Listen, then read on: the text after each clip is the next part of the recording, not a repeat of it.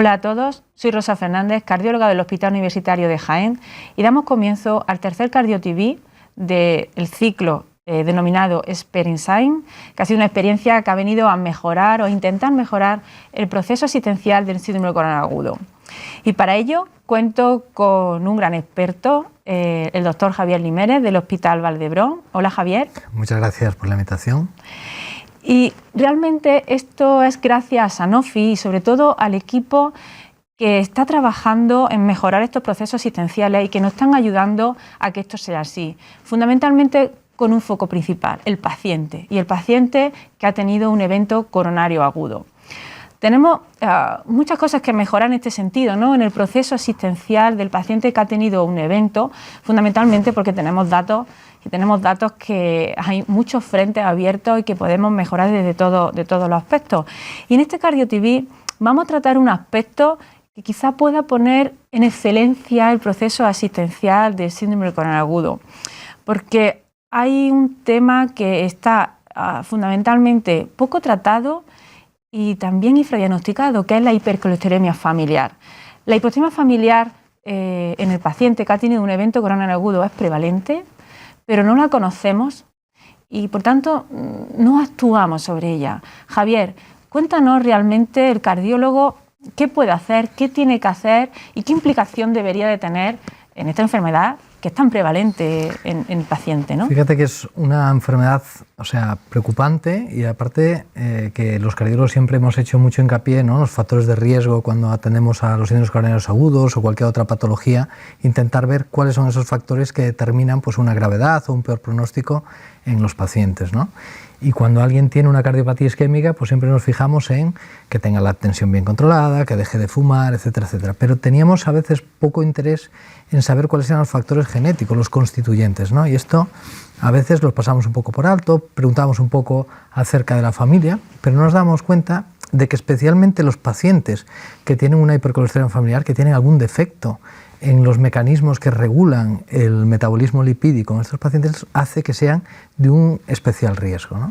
Y conocer esto pues, va a cambiar parte del manejo de estos pacientes, ¿no? Uno, porque es una enfermedad muy prevalente, como sabes, pues hablamos de pacientes que podemos, en síndrome coronario agudo, en cardiopatía isquémica, podemos encontrar hasta 1 de cada 30 pueden llegar a tener una hipercolesterolemia familiar y en aquellos que tienen, por ejemplo, una manifestación muy precoz, incluso más baja, ¿no? 1 de cada 15. Entonces, realmente podemos decir que es la enfermedad genética que vemos los cardiólogos con mayor frecuencia, ¿no? Y esto hace que tenga especial interés. Y conocer además este sustrato genético tiene importancia porque no solo es decir uno tiene una hipercolesterolemia familiar, sino que es muy diferente a aquel paciente que a lo mejor tiene una mutación, una variante en el receptor que hace que este no funcione completamente o que funcione pero que funcione peor, ¿no? Las implicaciones que va a tener a nivel del paciente son diferentes, ¿no? Porque probablemente si conocemos esas características genéticas del paciente, podemos llegar a definir este paciente es de mayor riesgo, es de menos riesgo y modular un poco las estrategias que podemos hacer en este paciente a la hora de tratarlo, ¿no? Exactamente, ¿no? Porque no es solamente el pronóstico del paciente, que ya es mucho, sino el tema del tratamiento. Cuéntanos un poco relacionado con eso. ¿Qué diferencias puede haber, ¿no? o qué implicaciones puede tener conocer el diagnóstico de una HF en el paciente con un síndrome coronario agudo desde el punto de vista genético? Bueno, en el propio paciente tiene interés, pero ya sabes que incluso las indicaciones que tenemos hoy en día en cuanto al tratamiento de los pacientes con dislipemia, pues claramente hay una diferencia entre lo que es población general que no tiene un diagnóstico de hipercolesterolemia familiar de aquellos que tienen hipercolesterolemia familiar, ¿no? Los baremos o los dinteles que tenemos, con diferencias evidentemente en cada país y por las condiciones a veces sanitarias o las que tenemos todos, pues a veces hay pequeñas diferencias, pero en general todos sabemos que el tratamiento debe ser intensivo y lo más agresivo posible para intentar bajarlo. Pero después también conocer defectos genéticos es tan importante como a la hora incluso de decidir el tratamiento, ¿no? Por ejemplo, yo estoy pensando en un paciente con una hipercolesterolemia familiar homocigota que no tiene receptores, ¿qué más da el tratamiento que le dé para aumentar receptores si no va a tener nunca receptores, ¿no? Por lo tanto, conocer también esas características moleculares de la enfermedad en ese paciente es importante.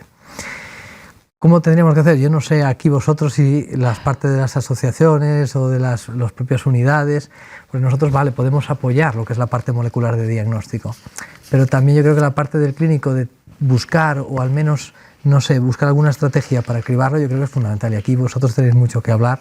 No sé si tú plantearías decir cuándo nosotros, los cardiólogos más moleculares, tenemos que echaros un cable, o cuándo buscaríais vosotros que nosotros os echáramos un cable en este sentido. Es muy importante lo que dicen, ¿no? Y que realmente no unamos tanto cardiólogos moleculares como tú dices, que me encanta esa definición. Te la escuché a ti por primera vez y me encanta, ya la utilizo.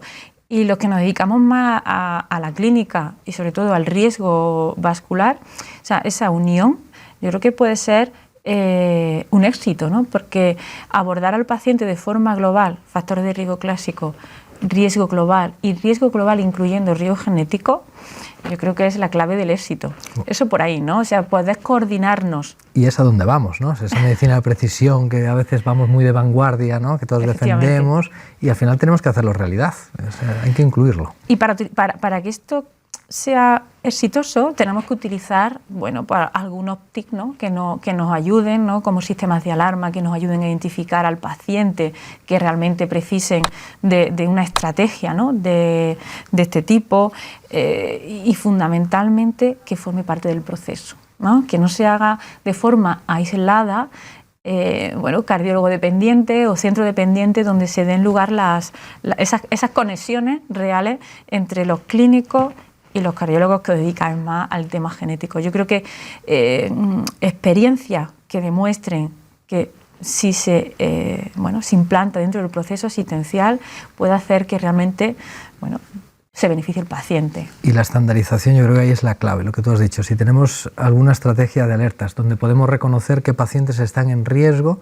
de poder tener una hipercolesterolemia y a los cuales solicitar un estudio genético para encontrarlos, si tenemos bien tener un proceso que nos pueda dirigir hacia qué pacientes son tributarios o se pueden beneficiar de esto, yo creo que eso es fundamental para modificar la historia natural de ese paciente, ¿no? Estratificar mejor ese paciente. De ese paciente y de quién más, porque esto no solamente tiene un impacto en el propio paciente, el paciente ya ha tenido un evento, pero Javier, podemos tener un impacto más allá del propio paciente. Por supuesto, esto es fundamental en todas las enfermedades genéticas, como sabéis. Cuando tenemos, decía el doctor McKenna, cuando teníamos a un paciente con una hipercolesterolemia o con una enfermedad genética, no tenemos un paciente, sino que en realidad lo que tenemos es una familia, ¿no? Entonces, al final, cuando tú diagnosticas a alguien, estás diagnosticando una familia. Incluso las implicaciones o las características que tiene en ese paciente, puedes extrapolarlo al resto de la familia, ¿no? Y puedes incluso llevarnos a una medicina de precisión antes de tiempo, de forma más precoz, diagnosticar a pacientes que están en riesgo o a familiares que están en riesgo de padecer exactamente lo mismo que tu caso índice, y que además tú puedas establecer una estrategia más intensiva para evitar, ¿no?, que parezca una desgracia, como pueda tener un infarto, una cardiopatía isquémica o una muerte súbita por esta situación, ¿no? Entonces yo creo que esto, si podemos hacerlo, estaríamos cambiando la historia natural de la propia enfermedad. Porque no solamente hacer el diagnóstico en los familiares, que parece que solo es sino hacer una intervención mucho más dirigida, mucho más precisa, en lo que clásicamente se llama prevención primaria, que como saben a mí no me gusta esa palabra, ni prevención primaria ni prevención secundaria, porque realmente haríamos una medicina de precisión real sobre aquel paciente que lo necesita, porque el paciente que tiene antecedentes familiares y que genéticamente ya tiene una condición a padecer un evento, es el que no se puede perder y que tenemos que tener todos los semáforos y todas las alarmas puestas en él, porque realmente podemos prevenir un evento. Y esto tiene un impacto impresionante, ¿no?, en lo que es... Sí, yo creo que esto es lo que pensamos, ¿no? Cuando nos unimos, pues las dos asociaciones, tanto de cardiología clínica como también las de riesgo cardiovascular, ¿no?, y la propia sección nuestra de cardiopatías familiares y de genética, teníamos mucho interés, ¿no?, en que estos pacientes en los cuales había como muy bien estudiados estos factores, esta parte genética, este factor no estaba bien establecido, ¿no? Y una preocupación que teníais vosotros, que nosotros también teníamos, y que no podíamos mejorarlo si no teníamos una unión, ¿no?, entre nosotros. Entonces aquí yo creo que tuvo mucho interés el que generásemos un proceso asistencial que fuera como muy bien estandarizado, como bien establecías tú con esos red flags, y que pudiese, pues con el mecenazgo de Sanofi, el poder llevar a cabo a través de la Sociedad Española de Cardiología este proceso asistencial, ¿no?, integral, que valorase el propio paciente, lo que le ha pasado, los factores de riesgo, su estudio molecular, esa interpretación, y llevarlo luego y extenderlo al resto de la familia, ¿no? Por eso este proceso que hemos denominado como proyecto interestelar, que vamos aquí de nos unimos estos.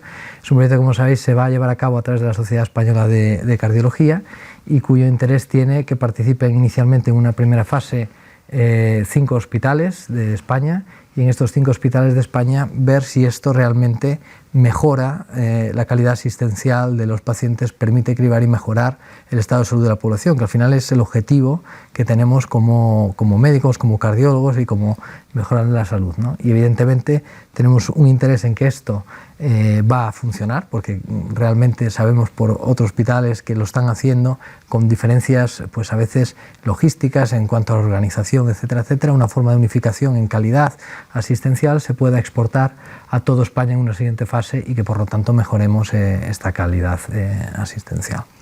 Por tanto, tenemos el proceso asistencial del síndrome crónico agudo que de diferentes frentes intentamos mejorar. Tenemos un proyecto que puede llevar a la excelencia el proceso del síndrome crónico agudo, ¿no? Intentando hacer el diagnóstico de la hipertermia familiar durante el evento agudo, ¿no? O momento agudo del paciente, que puede tener un impacto no solamente en el paciente, sino también en sus familiares, no solamente con su diagnóstico, sino hacer una intervención mucho más precisa y más dirigida a esa población en riesgo, cambiar la historia natural de la enfermedad de esos pacientes que aún no han tenido un evento, y contamos con la posibilidad, ¿no?, de 3 asociaciones de la Sociedad Española de Cardiología para llevar a cabo este cambio en el proceso y que realmente podamos ver si realmente esto mejora. ¿Tú crees que va a mejorar? Yo estoy, vamos, más que convencido, y aparte que creo que es un hito que se ha hecho en esta sociedad, el poder aunar esfuerzos de 3 asociaciones, 2 asociaciones y una sección, que lo podamos hacer y hacer juntos y pasar pues lo que hacíamos probablemente hace 30 o 40 años, que era básicamente tratar enfermedad o paliar enfermedad, y ahora fíjate que nos estamos moviendo ya a la promoción de la salud, a detectar de forma muy precoz, incluso antes de los eventos, poder cambiar esta situación. Entonces, yo estoy convencidísimo de esto, y aparte es lo que yo creo que tiene que aspirar todo lo que es la cardiología molecular, todos los estudios genéticos, etcétera, a esto, ¿no?, a mejorar a nuestros pacientes y evitarles, ¿no?, generarle una desgracia como pueda ser un infarto y que después queden secuelas de por vida y que no podemos hasta que la medicina regenerativa pueda hacer, ¿no? Podemos hacer cosas ya actualmente, y yo creo que este paso en este proyecto interestelar pues va a mejorar la calidad de vida de muchos pacientes en España. Muchas gracias, Javier. Bueno, esperemos poder contar de aquí a un tiempo, ¿no?, si Interestelar ha mejorado el perfil, ¿no?, del proceso y sobre todo del paciente y de sus familiares, y estaremos aquí para contarlo. Muchas gracias de nuevo a Sanofi y a la Sociedad Española de Cardiología por darnos esta oportunidad y poner siempre el foco en el paciente.